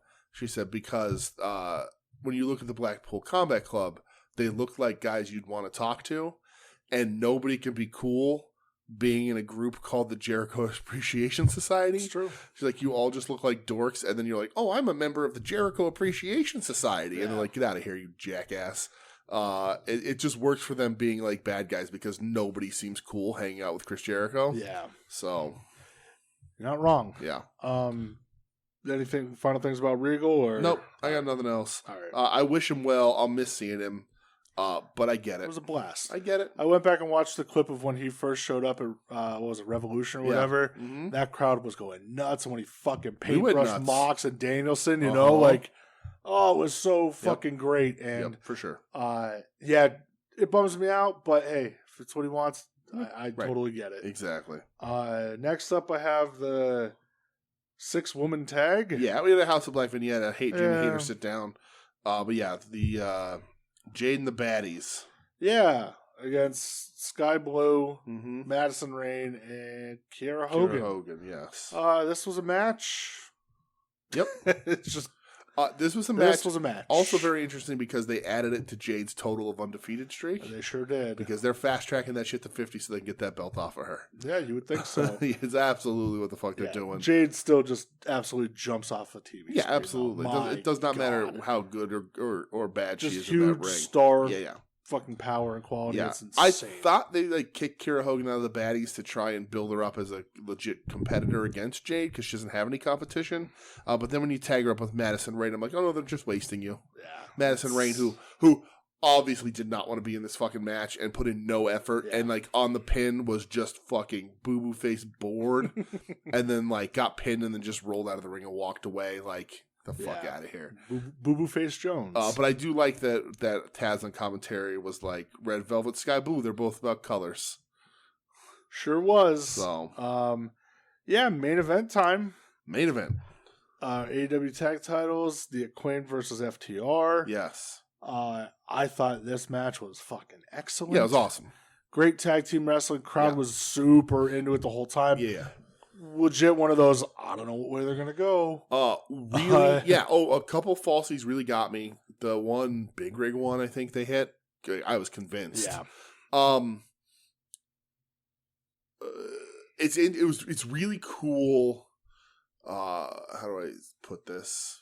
It's been really cool watching the Acclaimed become great. Oh, sure. Because I wasn't always sold. No, you weren't. And they got me. And they're doing the right things. But sort of the one thing, I was like, yeah, they're real funny. I like the raps. I like the gimmick. I get it. And they're fine in the ring. Swerve and Lee was good. They did that twice, didn't they? Yeah. They've had good matches, but I was like, yeah, they're good. Bowens is the better worker. Sure. Caster's okay. Whatever. And watching a match like this, and like the fact that they can hang with FTR in a tag match, and I think they did a little more than hang in this match. I'm like, okay, yeah, all right. I still need to see it. Let's see what you could do with a lesser team, because you and I could probably get in there and pull something off with FTR. I'd imagine we can give them 5 minutes. But yeah, it's been really fun.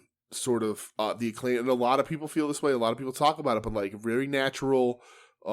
Very, original home star for AEW. They are. And a lot of people are like me and like didn't get it, didn't like it, and then got interested and then loved it, and now are like, fuck yeah, these guys are amazing.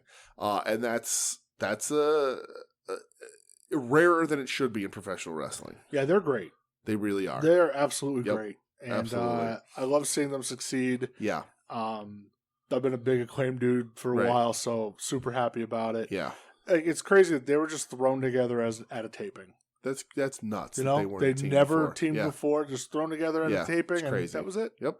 And they're fucking so much fun, and may or may not be moving the most merch in the company currently. It's possible. They're awesome, and they have such like that crossover appeal almost. Though I thought the match was fucking so good. Yeah. Man, FTR really is so fucking good. Really though. good. Like, not taking anything away from the Acclaim, FTR but is really good. Man, FTR is good. Yeah, for sure. And then afterwards, they all scissor. Yep. And then the Ass Boys get on the Tron. I was so upset. I was like, please don't end the show on these guys. You are killing the momentum of this shit. I thought that they were going to say, we're challenging you at Final Battle this Saturday. Yeah. And it was just going to be a wet fart. Right. I was so worried that was out there. I'm like, But instead, DJ. Yes. My dear friend. Yeah. We get announced for this Saturday for the Ring of Honor Tag Team Championships. We do. Round 3 of FTR versus the Briscoes. Well, them boys. We're not allowed to say their name. I'll say it. The Briscoes in a double dog collar match. Oh, boy. Listen, all I'm going to say is that, one, I think the Briscoes take them titles. I think FTR's had it for long enough. They could. Especially if Tony Khan does have an announcement after this, but after the show. Here, Dax, I know you're listening, buddy, and I know that you're Cash looked great in this match, but Dax is the guy I need to talk to. Dax the Axe. Dax Shepard, what's his name? Dax. No, that's an actor. That is Dax Hardwood. Dax Hardwood. You like your tributes. We see it all over the place. You do your Bret Hart tributes. You do your this guy and that guy tributes. They do them great. Yep, great. They do it awesome. Not taking anything away from them. Not at all. I love your tributes too. So here's what I want you to tribute. I want you to bleed out your ears in this dog collar match. Yep. I want you to have a little talk with either Briscoe that you want to have the talk with and say, listen, for the business, for my love of professional wrestling, and for the honor of a dog collar match, I'm going to need one of you two guys to bust my eardrum. Yep. And I got to bleed out my ears. I better see it. You know what? You can even just tell me you busted the eardrum. Yeah. Doesn't even have to happen. Just fucking gig your ear. Yep. But you got to bleed out your ear hole. It's the way it is. It's a dog collar match. You got to bleed out that ear hole. Don't let me down, Dax. Don't let me. You like your tributes. I like your tributes. Let's do one more. I need bleed out your ears. I need quadruple color. Oh, if there's not I'm asking for a refund. Yes, if there's not, who's carrying this thing? Bleacher Report. Is Bleacher Report for real right now? If there's not quadruple blood in this match, I'm tweeting at Bleacher Report for a refund. Yeah, there might be septuple blood. There might be. I don't know what comes after quadruple. I don't even know. Septuple 6. I don't know what. I need a ref. Right. I need Riccaboni to fucking hit a gusher. I need the ref, the ring announcer, commentary Cruz, team, coast to coast, right, brother. right. You get fucking ring crew out there to fucking bleed. So everybody's got to bleed. In the words of our friend Jenna, I just hope that the budget went up this week for the orange juice and the aspirin. That's right. That's all I'm saying. Absolutely. Just This walking the back and where there was once salads and healthy grain bowls and whatever else anybody wants to have, it's just orange juice and aspirin on a table. yeah. Do it right. God damn, I can't fucking wait. It's gonna be so sick. Right. So yeah, that was all of what we watched. Well, all we watched, new wrestling. True, because we had a watch list. I feel First like time in a long time, right? I feel like this is the first time in a feels like the first time. So we decided, since it is December, there is a typically December pay-per-view tradition Yes. in the world of World Championship Wrestling. Yeah. So we decided, you know what? Let's watch some matches from Starrcade. Do you know why there's 2 R's in Starrcade? No. Not me either. I was just wondering. No. Damn it, now it's going to fucking Right? bother me. Why is that? I did see that there was like a video game for like the Atari called Starrcade with 1 R. That could Maybe be that. But I was like, it. that's kind of weird, but all right. That could be whatever. it, though. Whatever. So, we'll just go in random order here. Okay, I went chronological. We can go random. Okay, let's go random. Okay. So, from WCW Starrcade 1996. Okay, I'm glad you picked this one first because I watched a second match on this show. Coming to you live from the Municipal Auditorium in beautiful Nashville, Tennessee. Yes. For the WCW World Cruiserweight and J-Crown titles. Yeah. You have the Ultimo Dragon Mm-hmm. going up against Dean Malenko. Dino Machino, Stinko Malenko. So this went over 18 minutes. Yeah, this was an almost 20-minute opener. This is the first match on the card. Yes. Ultimo Dragon. Yeah, for the J Crown gets the win and the Cruiser title. Absolutely. This is Ultimo gains a 9th belt here. This is the 9th belt. Listen, I don't know that these guys ever had a bad match whenever they met up. No. But this might be the best one. This was awesome. This is probably their best match. Yeah. When I was going through my whole Dean Malenko 96-97 rewatch, yeah. I remember watching this match and being blown away by it. Yeah. And I was still kind of blown away by it. Yeah, it's pretty incredible. Match aside, though, I want to talk about 2 things really quick up front. Dusty Rhodes on commentary. Well, no, that's coming. Fuck. That's coming in a bit. Sonny Ono, in my mind, shooting on Vince McMahon at the beginning of this match, says, "What am I going to do with the 9th belt? Maybe I'll use it to hold up my pants." Hilarious. Yep. Not actually anything to do with Vince, but the whole it's a title, not a belt, whatever. It's a title, pal. And we've probably addressed it before. It bothers me every time it's brought up. The fucking Bruce Lee story. Oh yeah. Listen, Ultimo Dragon. Mike Tenay has to explain this to every new asshole. Every new asshole that joins the commentary table. Tenay has to fucking explain this because everybody messes it up. Because nobody knows to say Ultimate or Ultimo. Dusty's fucking confused. Dude, few things bring me much joy in life than Dusty on a cruiserweight. Dusty on a cruiserweight is the best. I have Dusty on the next match. Did you know what the next match was? I did, yes. Okay. I have some Dusty quotes from that one here. But they say Ultimo Dragon, meaning the last dragon, was because he was the last disciple of Bruce Lee. Bruce Lee died in 1973. Ultimo Dragon was 7 years old. I understand that he's under a mask, so you can say whatever fucking age you want he is. And yes, you can start martial arts at whatever age. Probably 4 years old. People start, whatever. But it's the dumbest fucking story. I'm glad it eventually goes away. It's the math on it is so fucking bad. And like he also just throws some kicks. You're exposing the biz. It just drives me fucking insane. Even as a kid, I was like, that's fucking stupid. The math does not work out. There's no way that's real. But the match is fucking incredible. Everything is smooth. It's so good, man. All the transitions are great. It's almost like these guys are all timers or knew what the fuck they were doing in the ring. When Malenko hits Dragon with the tombstone. Yes, it's gross. And when Dragon kicks out and the crowd is like going bonkers for it. Yep. Oh, it's so good, man. For sure. I could watch these two wrestle all day. Absolutely. And I love the Ultimo Dragon one with the Tiger Suplex. Yeah. That was Right? cool Yeah. because you don't really see that all the time No, back no, then. ton- You know, yeah. I mean, back then it's like the lower impact moves. Yeah, they Mhm. were finishers, which Yeah. kind of miss sometimes. Sure. Like apparently, Indy Hartwell got bullied out of using the superplex as a finisher in Really? That's NXT. lame. Superplex is a fucking great move. Proper superplex is an impressive looking move. Absolutely. Not this. Your opponent's on the top rope, you're on the second. It's both on the top. That's how it works. Absolutely. Yeah, it's an impressive. Who didn't Barry Windham use Barry that? Windham. Barry Windham used it. Was it Windham? Cowboy Bob. Cowboy Bob. He was a superplex Okay, guy. there you go. So Because I remember Randy was using it for a little bit.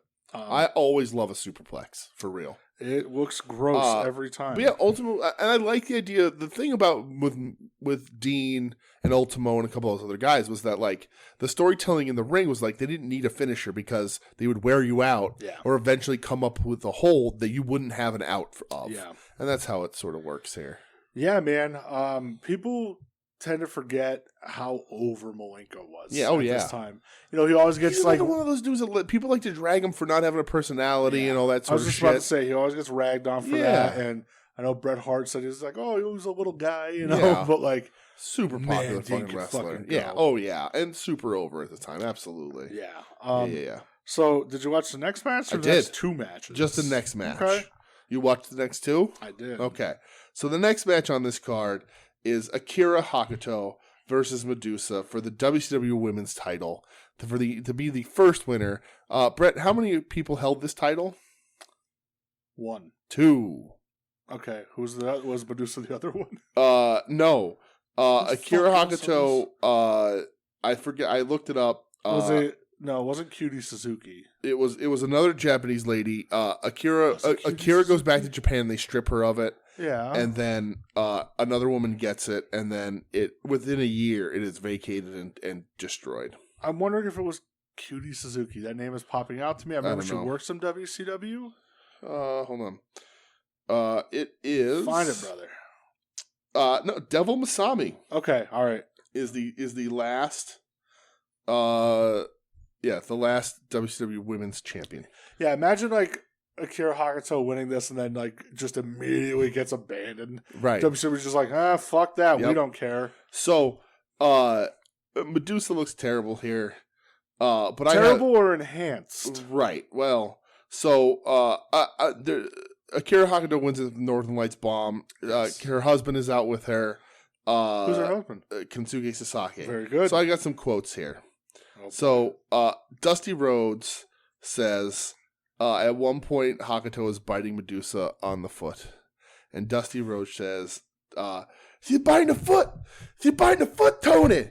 She's biting the foot, and Nick Patrick ain't doing nothing but fixing his britches." And this is heel referee double earring Nick Patrick. Oh, like goatee. Yeah. Yeah. And Dusty is so mad that he's fixing his pants instead of calling the biting. Then Medusa hits a DDT, and Dusty says, "Ooh, right on her nappy head." And then Stagger Lee on commentary says, "Oh, Hakuto and her husband train and share holds." And Dusty says, "I bet that's not all they're sharing, Daddy."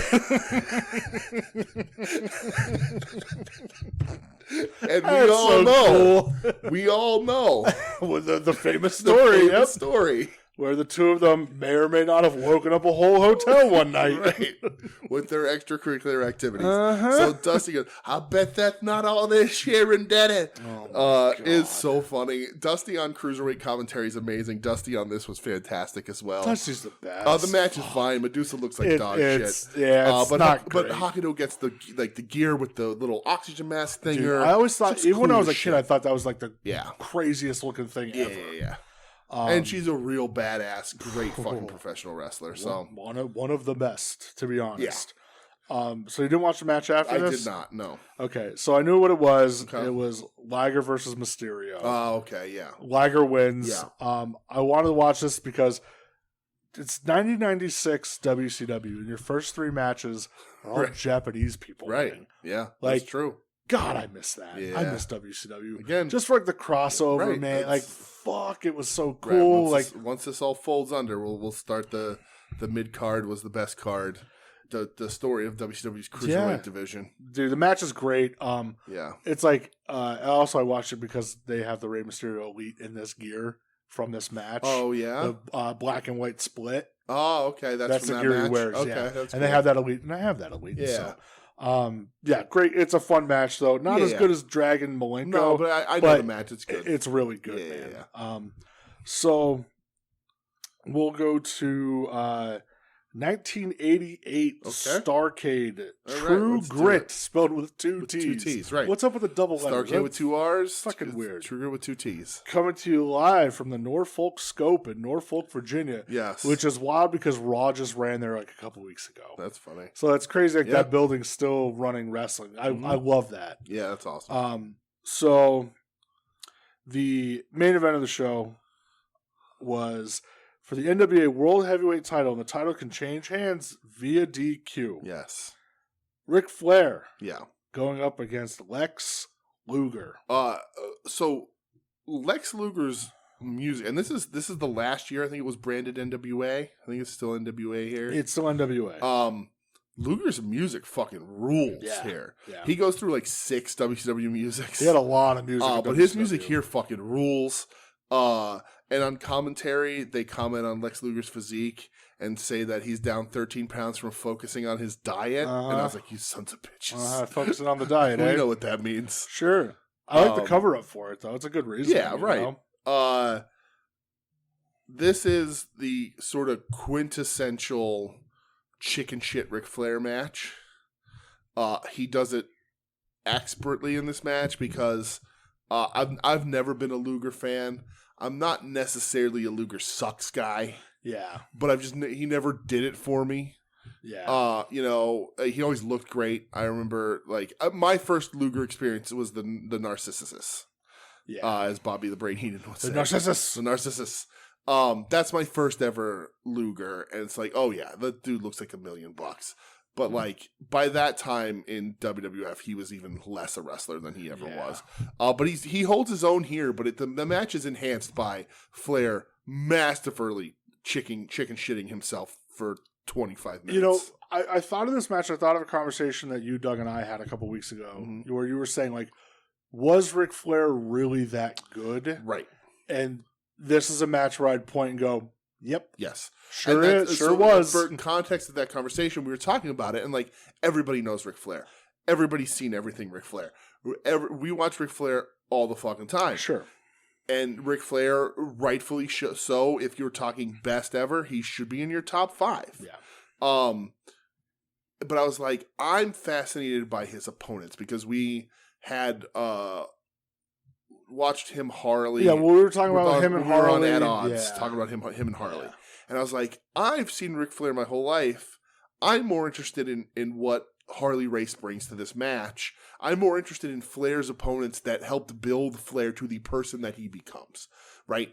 Because wrestling isn't a solo sport, and Flair, the legend of Flair, builds throughout the 80s until it explodes in the 90s and beyond, right? And he's huge in the 80s, he explodes in the 80s and continues to, it's more appropriately, it explodes in the 80s, builds through the late 80s, and continues to explode into the 90s. Yeah. But like, I was like, I want to see who are the guys that helped him get there. Because he doesn't get there. If at any point in Ric Flair's career, Harley Race said, that doesn't work for me, brother, Ric Flair's not champion. No.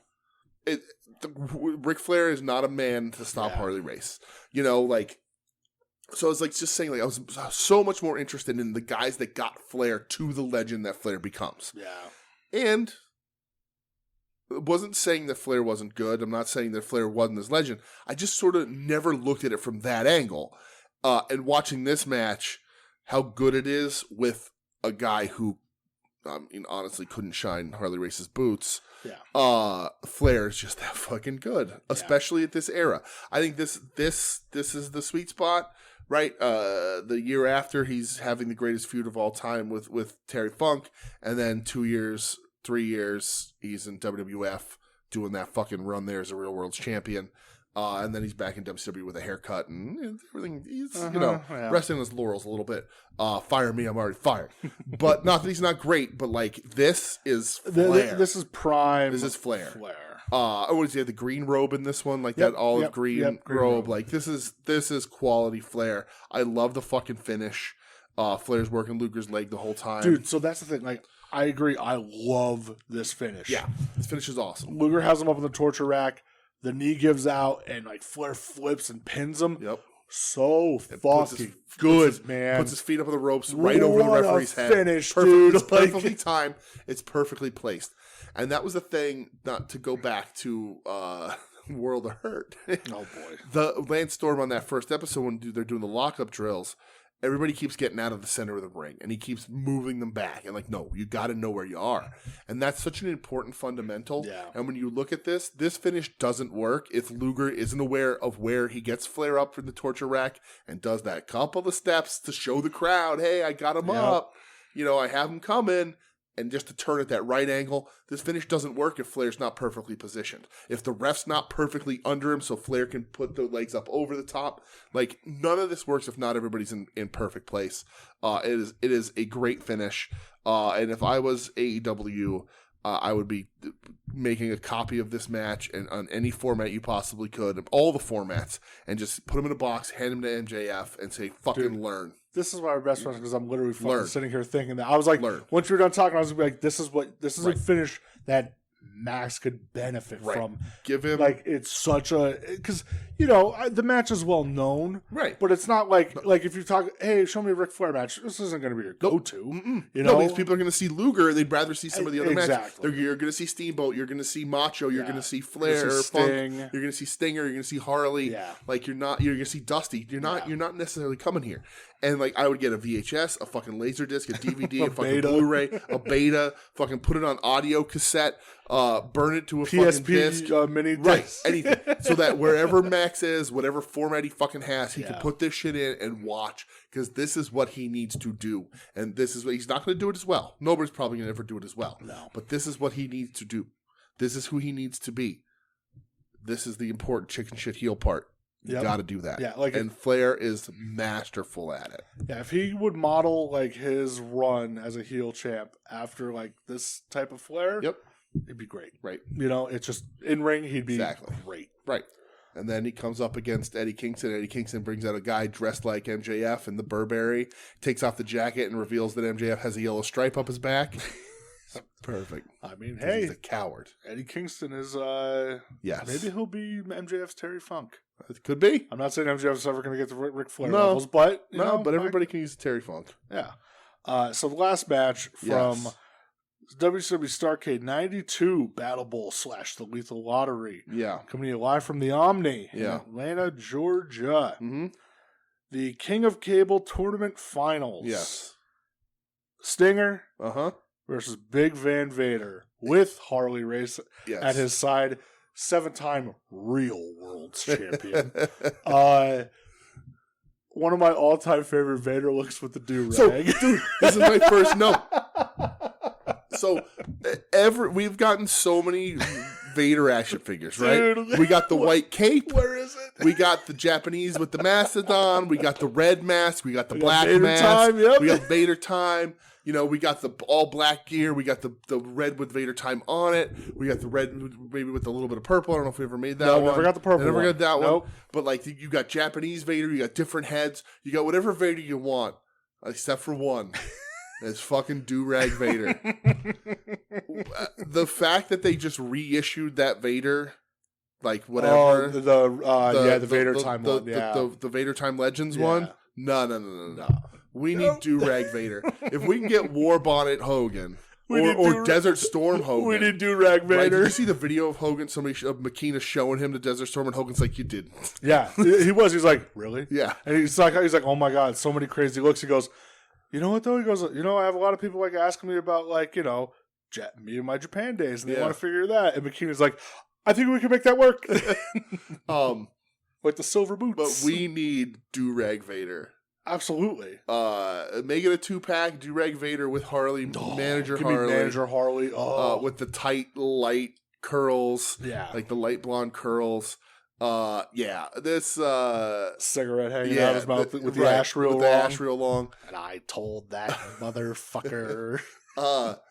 do-rag Vader is such a special fucking look, man. Dude, he's coming out and he's doing the fingers. I forgot about do-rag Vader. He comes out and I just started busting out One time look. That's all you needed. That's all you need. That's all you fucking need. Right. One time look. Bikina, let's go, brother. Durag Vader all the way. Also, underrated Sting color pattern in this. Yeah, for like sure. The almost like the North Carolina Tar Heel blue and the white. Underrated. Yeah. Very and then this underrated match look. is kind of maybe Vader should have been brought up on charges. Dude. All right. So this is why when I was watching Samoa Joe Darby Allin last night, I'm going, Jesus Christ, this is Sting Vader. Vader is beating the absolute tar out of Sting in this match. I mean, just dog shit. Just beating the dog shit out of him. I always loved Sting and Vader together. Yeah, they're great. I think these are some of Sting's Probably Vader's best matches. Vader's best rival in the States, at least. I would say so. Cactus gives him a run. Yeah. Flair gives him a run. Yeah, he's had great matches, but I think him and Sting... him and Sting had like a trilogy. I think him and Sting made each other better than the other guys did. Yeah, like I know they had that match. I think it was Great American Bash 92 or Bash 93. I forget. Yeah. And it's fucking killer. Yeah.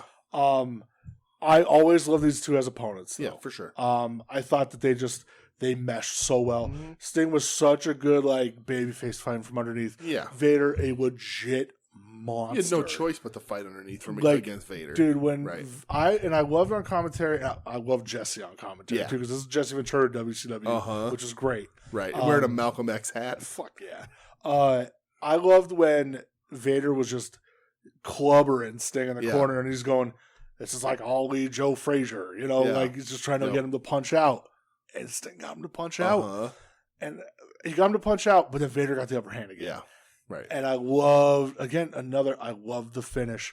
Vader going for the big crossbody off the middle rope. Sting just fucking flipping him power slam. Throughout this whole match, but the fact of that finish, that Sting, even, it's a 13-minute match, 13 minutes. It's not long.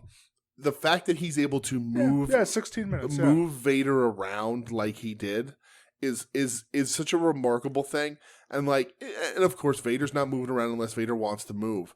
But just throughout the whole match, Sting's moving him around the ring a little bit, sort of, getting a little bit here and there. And it's really kind of cool to see. And then at the end, and I know it's just, I understand how wrestling works. It's Vader doing the flip and just setting himself up. But the fact that Sting can catch him and not die from, it's like catching a Volkswagen bus being thrown off a cliff at you.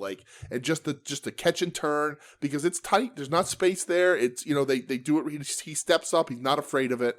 Just moving Vader. This is meaty Vader. This is the real fucking mastodon of a man, Vader here. You go into, and he still had really good matches, but you crawl up closer to 2000. Sure. And he still looks real big, but it's a little loopier. The fat's a little loopier on him. He looks fat, but he's rock solid. It's all muscle. Yeah. He's just a beast of a man. And Sting also bulked up. Big guy Stinger here. You always forget that Sting was a big fucking dude. Guy. Big dude. Traps up to his ears. Big dude. Yeah. It is, again, it takes a lot to carry that weight around. So Crow Stinger got a little lighter and a little lighter still. Sure. And then in TNA, he's a slender man. He looks good. He's still in shape. Still in great shape. But this is still bodybuilder Sting throwing around just a fucking giant dude. Yeah. And they're great rivals. They're great opponents for one another. I think Sting would say that too. I think Sting has said that too. Yeah, Sting has gone on record saying how much he loved wrestling Vader. Yeah. And Foley too. I know there's for all the Shawn Michaels stories. Listen, we all know Shawn Michaels a fucking liar. We know. I will admit that Vader's gloves probably fucking stank and they walk off on their own. Absolutely. But Foley and Sting both have nothing but praise for him as a wrestler and a guy. And I always giggle when everybody calls him Leon because it's funny. Yeah. But, I always laugh when we talk about the Shawn Michaels Vader incident, and Doug is always like, "I wish I could just go back in time and be just smack Vader, kill this motherfucker, murder him, right? Do you know who you are?" No, fuck business. You take him out. Right. Don't let him get away with that shit. No. Right. Fuck. Imagine the wrestling world if Vader just decided to just pop Shawn Michaels' head off. Oh, that'd be so sick. He'd lose more than his smile that day, I'll tell you that much. Damn it. Would have made those Marines look like fucking Girl Scouts. So out of the three, what was your... how would you rank them? Oh. I always forget to ask this question. Yeah. So. Well, it's been a while since we've done a thing. Yeah. That's hard because they're so very different. I like that too. They're all very different, but they're not that far apart. These all happen in the span of 8 years. Personal preference ranking, because I guess that's the only way you can really rank anything. Sure. Ultimo Dino as my number 1, Flair Luger my number 2, Sting Vader my number 3. Just because I think Ultimo and Dean flow so well, and it's one of the high points of that WCW Cruiserweight division. Flair Luger second because of the masterful performance by Flair. Doesn't get the number 1 because Luger is there. He's fine and he's good. Yeah, he holds his own. He holds his own, but he doesn't elevate. And Sting Vader just because it's a little less stakes than the rest of them. And while it's a really good match, and I do like the storytelling, this might be the hardest 3 we've ever watched to rank. Because they're all really fucking good. But that's how I would go. I'm actually going reverse order. Okay. I'm going Sting Vader number 1. Okay. I always love these dudes together. Like I said, I thought they had some of the best chemistry. Mm-hmm. And I just love that, Sting is a giant man, but he looks like a baby next to Vader. Yes. And Sting fighting from underneath at this time, man. Mm-hmm. Surfer Sting, incredible. Yeah. Yeah, I agree. Luger, Flair number 2. Pretty much for everything you said as well. Flair just... Mm-hmm. And I'm happy we watched this match when we did, because we just did have that conversation about the Flair. Mm-hmm. So it kind of resets and you go, oh yeah, right. He was that fucking good, right? And then I'll go Ultimo Dean number 3. Okay. And again, that's not taking anything away from it. It's just I thought the first 2 matches were just fucking incredible. This was also incredible, but it's also a match that you've seen a bunch, sure, at the same time. Mm-hmm. But yeah, I'll go with that number 3, but not taking anything away from it. Okay. Thought it was a ton of fun. All right. 3 great matches. Yeah, man. 3 awesome matches. I had fun watching these. Yeah, for sure. This was a blast. For sure. So next week, we're not going to watch anything because we got Ring of Honor on Saturday. We're going to watch that live. And maybe the Iron Horse of in the Sky Championship roundup match on NXT. I wish it was Iron Horse in the Sky. That'd be cool. That'd be fucking awesome. We're the Iron Man King of the Road, Bunkhouse, Brouhaha. Yeah. Joey Jojo Jr. Shabadoo match of the night. I don't know what it is. Jesus Christ. What it is. I guess we'll see. We'll see what I want to see the cluster with which it is. Yeah, I kind of want to see it be a train wreck. Yeah. And also I'm curious if New Day's going to win the NXT tag titles. Super weird. So yeah, we're going to be watching that. Yeah.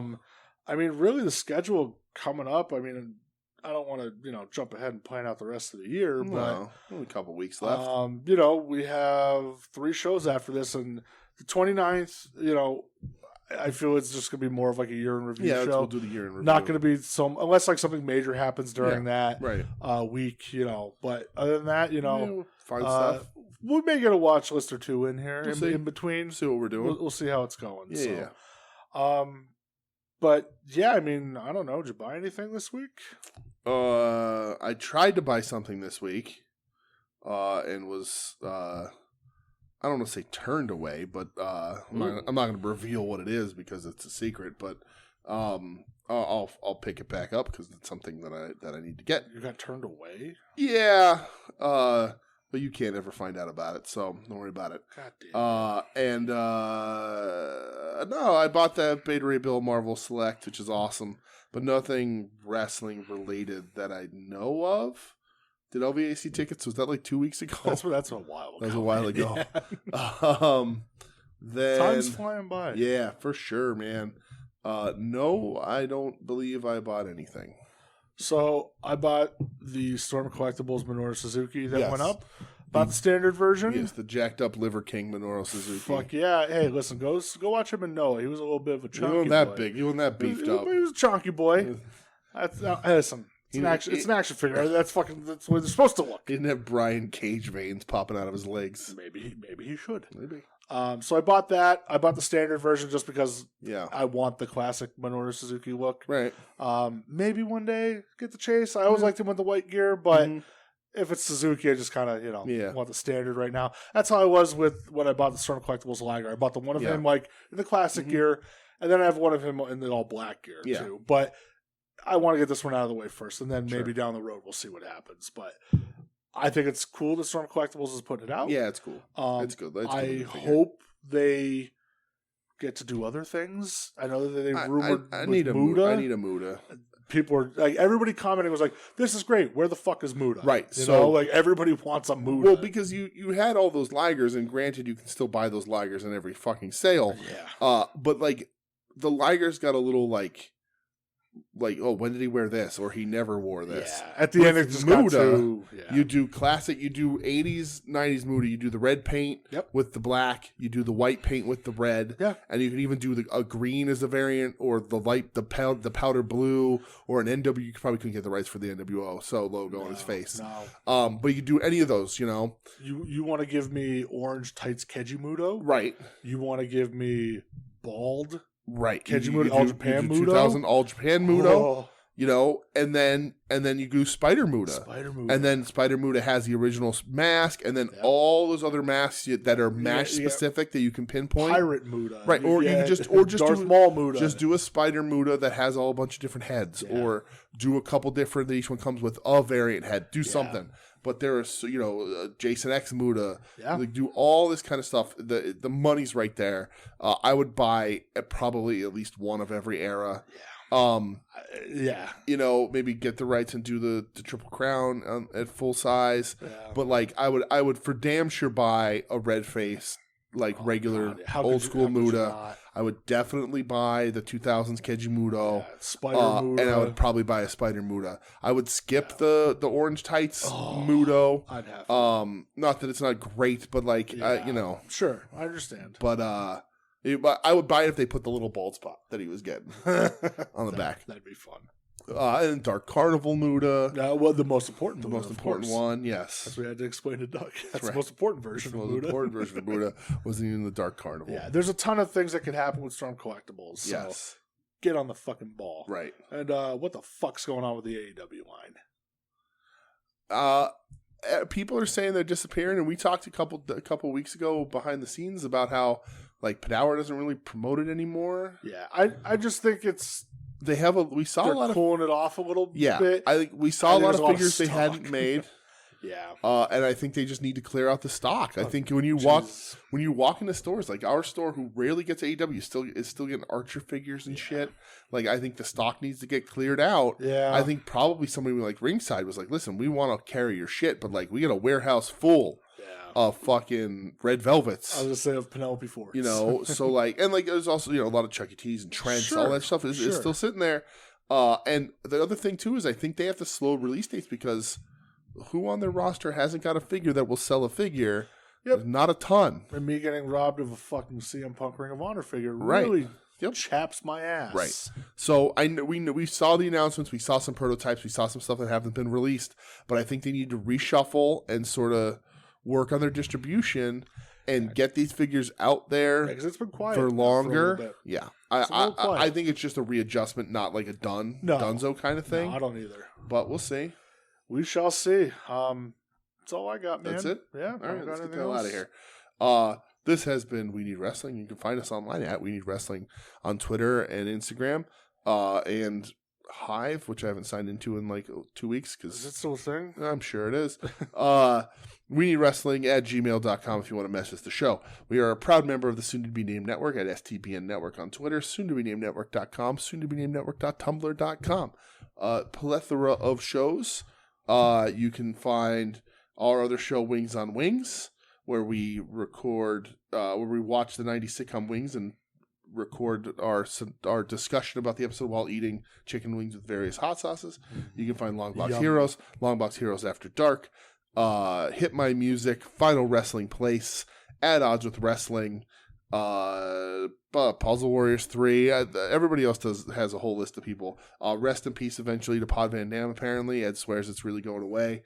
I guess so. Welcome to the Subi Name Network, the yet to be named Joe Sposto and Ed Cody podcast. It should happen. don't know if I should be spreading rumors. I didn't get an email about Remember that one time when you went to business for yourself that one time, trying to shoot an angle with Joe? I did, yeah. How dare you? I don't know, whatever. I've known him long enough. We should have played along. He puts up with Adam's bits all the fucking time. Anyway, that's it. Super Name Network. Shout out to us on Twitter and Facebook and Instagram. Tell us what I thought you were just gonna stop. Shout out to us. Shout out to us. Hey, shout out us. We'll be back next week, talking more wrestling. You sound real excited about it. You're listening to the soon-to-be-named network, the Lamborghini of podcast networks. Knock it off, nerds!